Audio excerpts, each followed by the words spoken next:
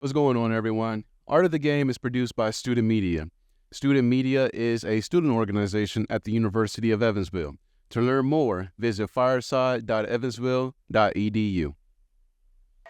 Yeah, make it look easy. Hey, stand up guy on 10 toes. Big body pull up in a Range Rover. I can change the whole game when I say so. I pull up, shut it down, yeah, they know. Running this game. What's going on, everyone? Welcome to another episode of Art of the Game, where we sit down with student athletes talking about the game of life. And today with us, we have a very special guest, my guy, Phillip. Thank you for coming on, dog. So Kai is a graduate student here at the University of Evansville. He's on the men's soccer team.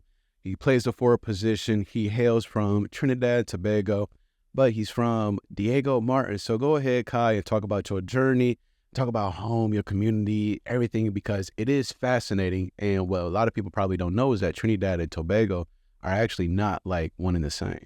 Yeah, bro, growing up in Trinidad and Tobago is kind of tough, bro. Like, you don't have much opportunities and stuff back home, but I was blessed to have the family that I got. Growing up in Saganga, Simeon, very family. Got a lot of family around you. I got a lot of mental support, trying to keep you on the right track and stuff, and I was blessed to have that, bro. Was there anything that you believe just within you, right? Being able to come from that family background and things of that nature.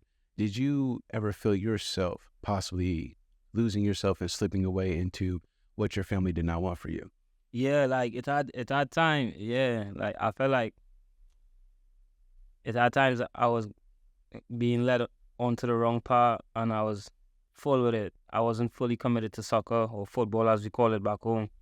I feel like just having the right people around, like my cousin Ashonda, family members, family friends like Maylee, to help guide me and keep me on the right path, that helped a lot, bro. But back home by us, it's easy to get straight away, bro. When did football come into your life?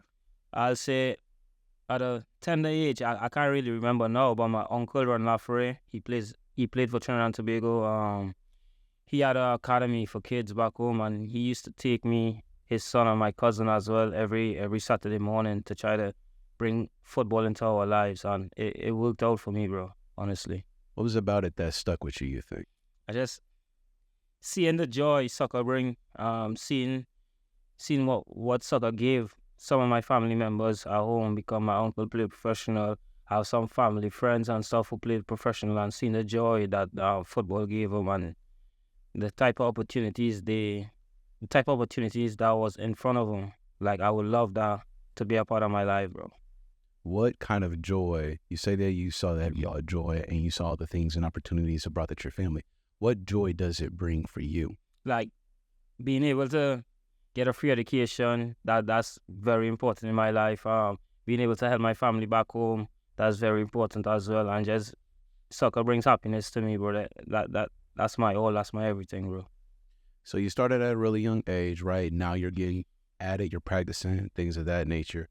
When it came time for you to start playing, for clubs and teams, things of that nature, did you ever feel like your talent might not have matched up to either your teammates or your competition? At first, it was self-belief. I never had that self-belief in myself, and I felt like I was behind the group. But having the right people around you, as I said, helped me to become more confident and be more aware of my ability and my talent that God have given me, and I used it so far, and I'm doing good, bro.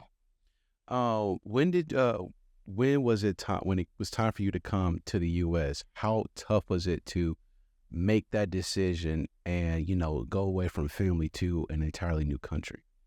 That decision was hard. Like, that transition was a whole different. I did never leave Trinidad before, so it was a hard transition to make, and it was the best transition I made in my life. Coming to the U.S., originally I went Salt Lake first. I played for Salt Lake Community College for 2 years there. Amazing, I loved it. And then I was blessed enough to get some D1 looks and Division 1 offers, bro. So now you get your Division 1 looks, right? But you choose the University of Evansville. Why do you think you chose UE? That connection my coach has with Trinidad and his friends and stuff back home in Trinidad, he knows the life about Trinidad, kind of how I was brought up, and we kind of relate with each other because he visited Trinidad multiple times. His best friend is from Trinidad, so I felt like I had a connection with UE.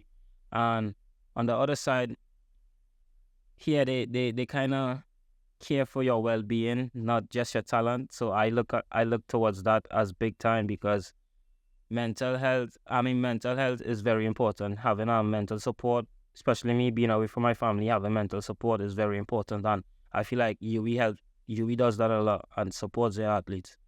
What are some things that you believe that you were able to take from back home and bring it to the States? I'll say, I'll say my confidence. I'll say I always hold my head high. I'm proud to be Trinidadian. That's one of the best gifts God could give me, being born Trinidadian.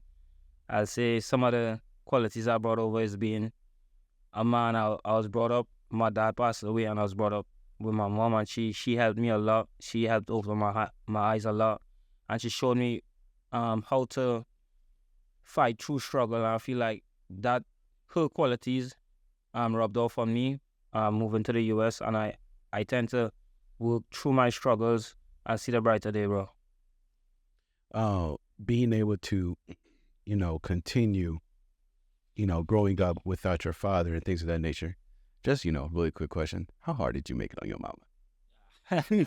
Yeah, I was a troublesome child growing up. Yeah, I was troubled. Well, thank the Lord I changed, bro. I thank the Lord I changed. In just this short amount of time, you brought up God and the Lord a lot. What is your connection in your religious belief? Well, I believe in God lately. My girl Zoe, she been bringing God into my life. One of my friends, Raka, he helped me to see God as well. They just say try to incorporate God into your life because with him anything is possible. You talked about how proud you are of your culture, of where you come from. Speak on that more and the joy that you just have. Like, yes, I'm Trinidadian. Yes, I'm in this whole new country, this whole new place, but I am proud of where I come from. Yeah, being Trinidadian, bro, like you always have a kind of positive vibes, up. You always have an uppy mood. You always want to make everyone laugh. We have some called carnival. If you experience that, you're gonna fall in love with it. And that, like growing up in Trinidad, bro, like you're always around your family, so it's very different in the States. But my whole neighborhood is just family members and cousins and stuff like that. So I felt like that kind of had me in the uppy mood and kind of helped me to be the person I am today. Always trying to make people laugh, smile, always talking loudly, making jokes like that, and trying to stay in a positive mindset, bro. You talked about, the family, the mental support, things of that nature, being able to have that connection to UE.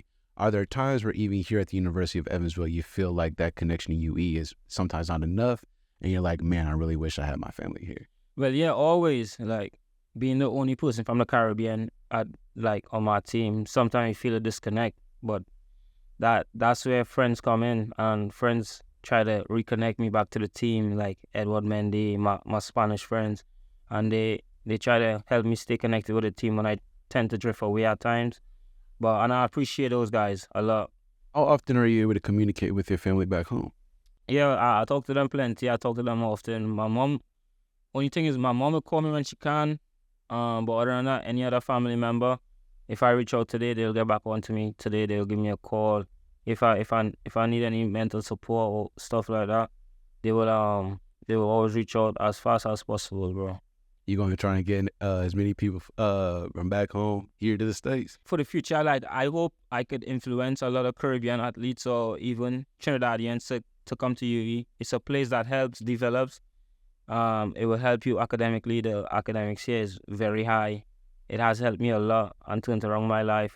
It will also support you soccer-wise. But yeah, one of my plans is to get as much Trinidadians to Evansville, try to get them to experience what I experienced, and that'll be really like good for me. I'll feel good. Being the only person from the Caribbean, do you feel like a sense of, because just being a minority in general, especially in this country, it's kind of like you're put this unfair amount of pressure on you just because you do not look like the majority. So because of that, do you ever feel a sense of pressure like, okay, I know what, the stereotypes and all these things that are put on me just because of what I look like and where I come from? Do you ever feel the pressure? Nah, I don't feel no pressure, never. Like, I'm proud to be Trinidadian. I'm proud to be who I am. And I know I'm making progress in life positive, in a positive way, bro. So I'm chilling. No pressure. Speaking of pressure, do you ever feel pressure as a player? Do you ever feel like the pressure getting to you out there on the soccer And well, certain games, yeah, I feel pressure that I had to perform. I got to get a good result, because I want to play professional at the end of the day. But it's all about having fun. When I go to the field, my mind is clear. I just try to have fun. But my main objective is to win, but it's just entirely to have fun, honestly, bro. So I don't try to put too much pressure on myself because that could kind of decline my performance, if you know what I mean. Kai, we talked about you being at Salt Lake Community College and you having that JUCO experience, but you also got an amazing experience to also be part of the MLS draft. Like, how was that? Getting that news that my name was listed in the draft was amazing. That was one of the goals I was trying to work towards, like coming to college.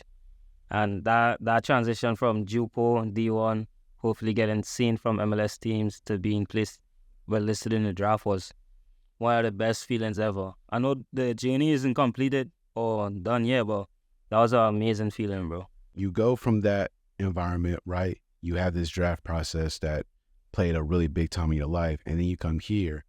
And what kind of impact do you believe that you're going to be able to leave on the University of Evansville? The impact I want to leave is something positive to show future athletes that you can go pro through mid-major schools as well. You don't have to play ACC. You don't have to play the top conferences to be pro. You just have to believe in your talent and know it's possible. Just work hard every day and know it's possible. You said something earlier about mental health. How much do you focus on your mental health as a student athlete? I think mental health is very important as a student athlete. We have a lot on our shoulders. So I tend to talk to my coach a lot. He sends me and tells me we have different resources I can rely on and I tend to go to. And especially my family members and friends, they talk to me and try to support my mental health, try to keep me positive.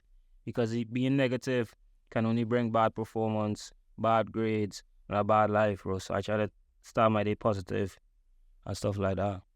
What are some of your most memorable times growing up? Whether it's playing football, whether it's playing even football here at the University of Evansville, but what are those moments that when you sometimes sit back and you're able to just reminisce and look back over life where it just pops into your head? In Trinidad, I gotta say, my best times in Trinidad is sweating on the block, like playing football on the block with my friends and family.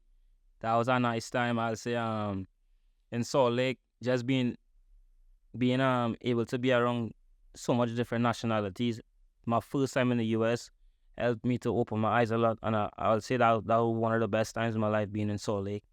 And then in UE, I'll say being invited to the MLS draft, and having just being around my friends here, my boys here is amazing, bro. They give me memories every day. They make me laugh every day, and just being around these guys help uplift me like on a daily level, bro.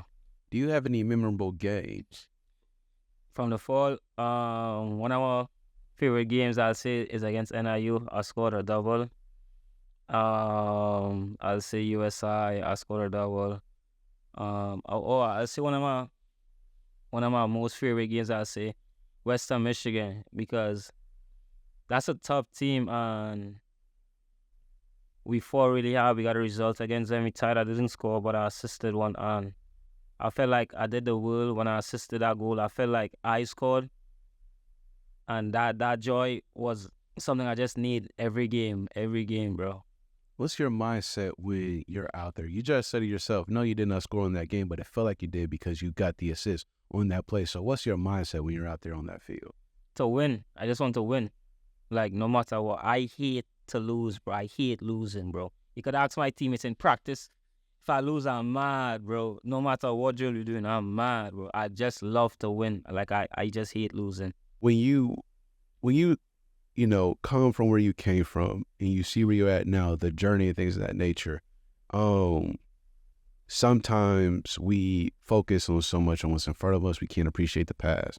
And not only that, we can't appreciate the present. How much time do you give yourself to be able to enjoy where you at right now, and even those little things, those little little minor details that nobody else really knows in your life. How much time do you give yourself to be able to just sit back and enjoy those moments? I try to just reminisce about my life a lot. I look back on videos, pictures, family, games, outings, whatever, bro. I tend to look back a lot and try to say, wow, I made it really far and I'm not done yet. But wow, I enjoyed this time here, bro. I missed this time and stuff like that. Well, I'll say my memories is, I look back a lot and I try to relive those memories. Although it's gone, I try to relive those memories because I know it was only positive vibes around that time, only positive vibes, and everyone is in a positive mindset, laughing, doing what we're doing, bro, having fun. What you talked about, your uncle playing a big role in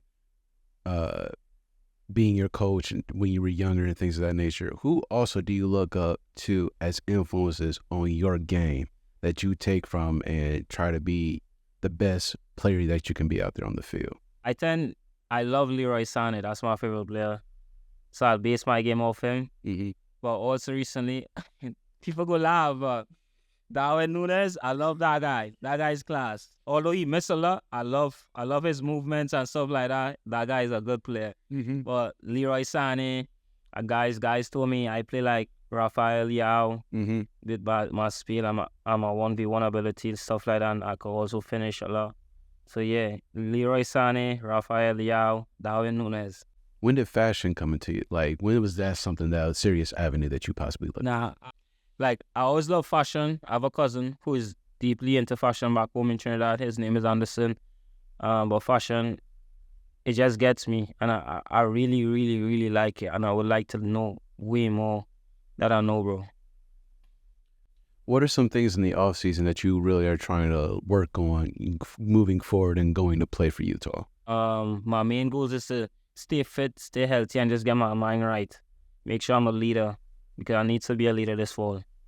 How much do you believe the team here and your years here were able to impact you as a leadership and your leadership qualities? I say so. My first year here, we had a lot of leaders, guys like Raf, Evan.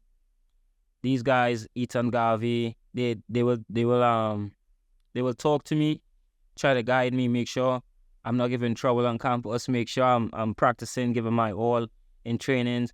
And then my second year at UE, those guys left, so I had to take a different role. I had to take their role of being a leader. And I felt like last year helped me, and it showed me how big my influence is on the team. So I need to have a steady mindset. My highs can't be too highs, and my low can't be too low. I need to be steady. So I feel like, yeah, bro. I just want to say thank you, man, for coming on here on the Art of the Game podcast. This is Kai Phillip. Heck of a job, man. I wish you luck. I wish you all the blessings in the world. And, man, like, keep tabs on him. Keep tabs on him. There's going to be great things. He had a heck of a career here. Keep tabs on him. He's going to have a great future ahead of him. Thanks a lot, brother, for coming on. Yeah, brother. Yes. Hey, stand up guy on 10 toes. Big body pull up in a Range Rover. I can change the whole game when I say so. I pull up, shut it down, yeah, they know. Running this game ain't a thing for me. I never switched up, no change in me. The only thing changing this season, you go against me, then you know that you tweaking, okay? Cause baby, I'm him, I be on 10. Two-stepping in the party, I do not dance. Watch how I move, make it look easy. Counting up.